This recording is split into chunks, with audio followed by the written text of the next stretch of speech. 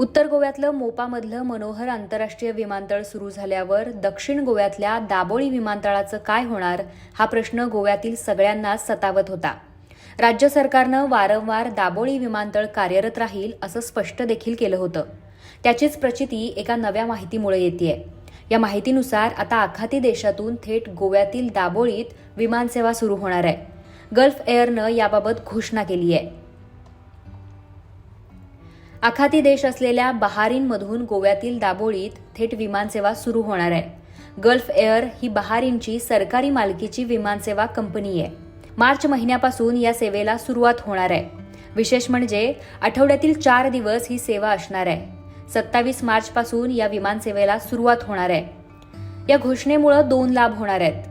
एकतर गोव्यातून थेट आखाती देशांमध्ये जाता येणं शक्य होणार आहे, तसंच दाबोळी विमानतळावर हे विमान उतरणार असल्यामुळं मोपा इथल्या मनोहर आंतरराष्ट्रीय विमानतळासह दाबोळी विमानतळही पूर्ण क्षमतेनं कार्यरत राहणार आहे.